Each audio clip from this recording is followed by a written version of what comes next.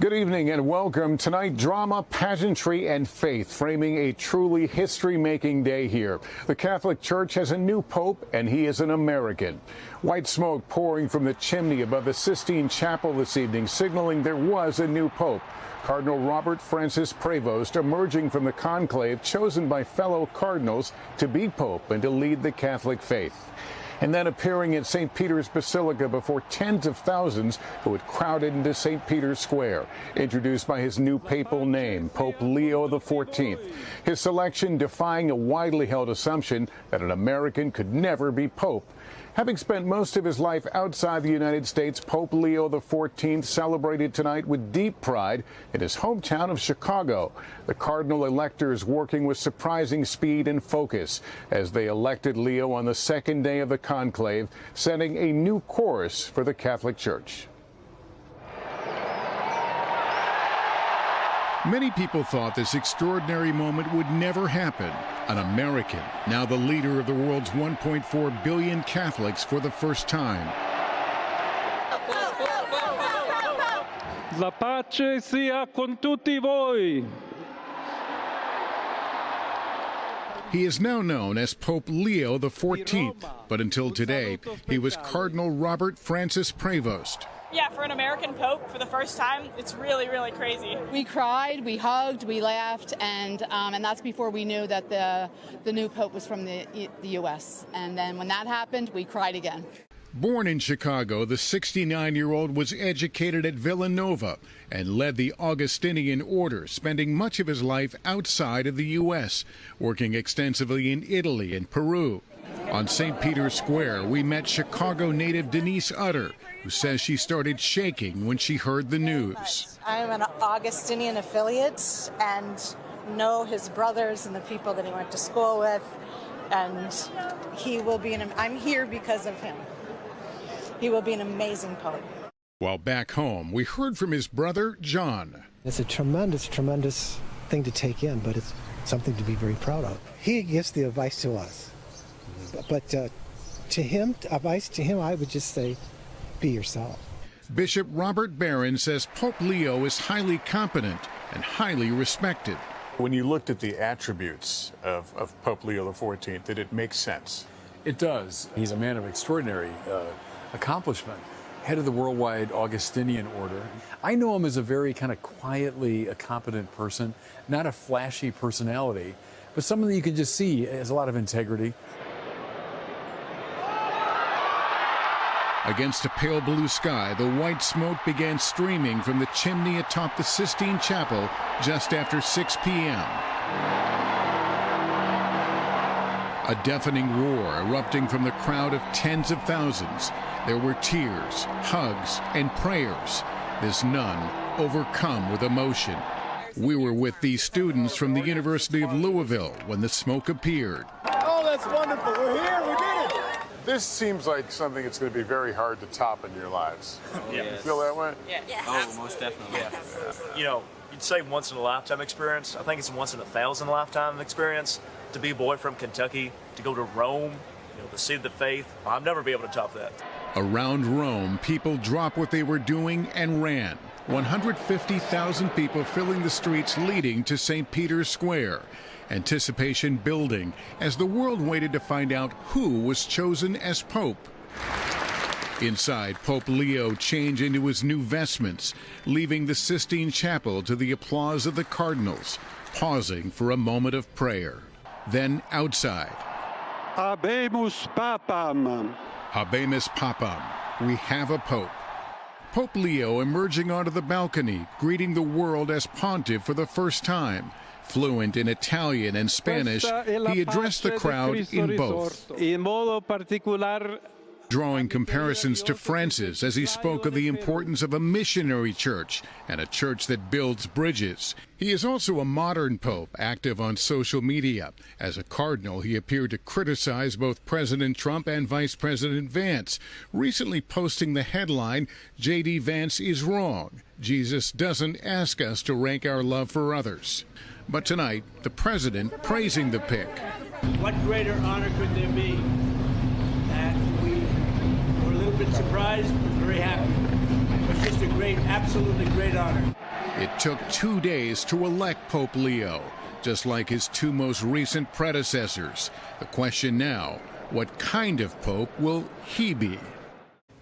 Pope Leo's brother John also telling our Chicago station that the new pope loves playing Wordle and watched the movie Conclave recently. Now the world is scrambling to learn even more about it. Here's Ann Thompson. Tonight, the world calls him Pope Leo XIV. To his friends, he's Bob. The multilingual 69-year-old told an Italian interviewer earlier this month at Chicago that he grew up in a very Catholic family in Chicago.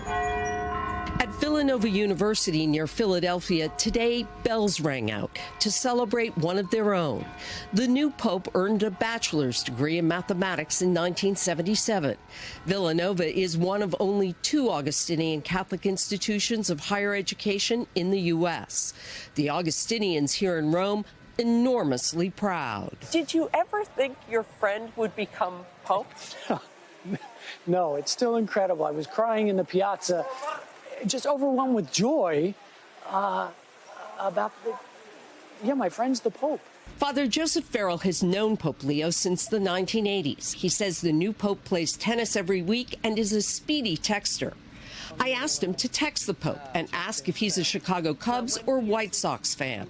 The Pope texted back, Sox. The one you see is the one who he is. He does not put on airs. He does not put on a mask. He first came to Rome to study church law, then went to northern Peru as a missionary. He spent more than 20 years in the country, becoming a naturalized citizen. There he would rise through the ranks of the church, becoming a bishop.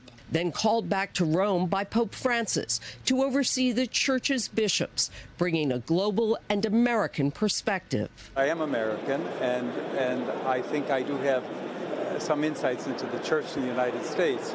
So the need to be able to advise, work with Pope Francis, and to look at the challenges that the church in the United States is facing, I hope to be able to respond to them with a healthy dialogue. Like Francis before him, he wants a church that builds bridges and welcomes all.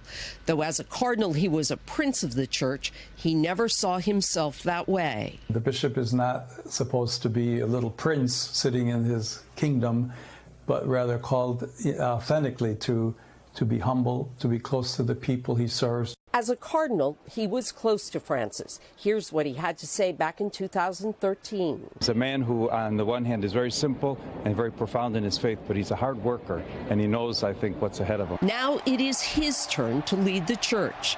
The man friends call Bob, the first American pope, Leo XIV. And we're joined now by Ann and George Weigel, our Vatican analysts. And we were sitting here as the name was announced of the new pope, and we weren't quite sure what we heard. No, it seemed unbelievable because when I looked at my cheat sheet of the names in Latin, it said Robert Francis, and the only Robert Francis in contention was Robert Francis Prevost. And I couldn't believe it was an American because we've always been told no American will ever be pope. And so we wanted to double check it to be absolutely sure. So, George, let me turn to you. Why is it so hard to accept the idea, or has it been hard to accept the idea of an American pope? Well, it's been hard in the past, Lester, because the United States exerts such political, economic, military, cultural power in the world that I think a lot of cardinal electors said, let's not give him the Catholic Church as well.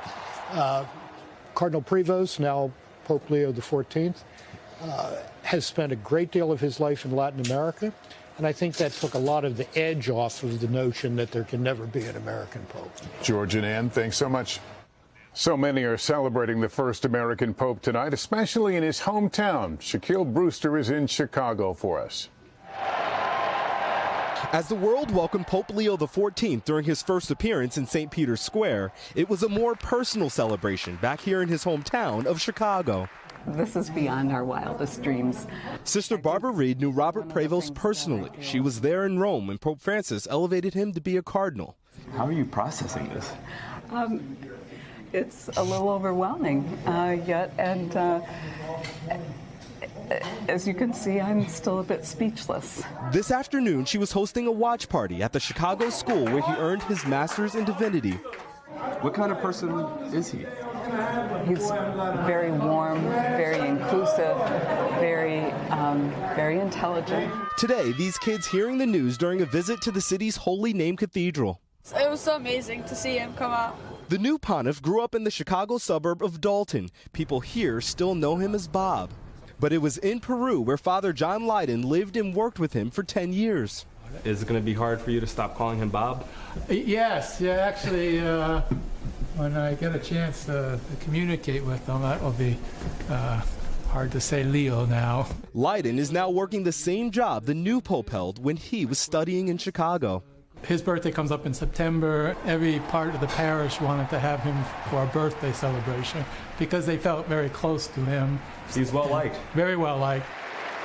And tonight, Chicago's mayor celebrating the news, writing, "We hope to welcome you back home soon." Lester? Thanks for watching. Stay updated about breaking news and top stories on the NBC News app or follow us on social media.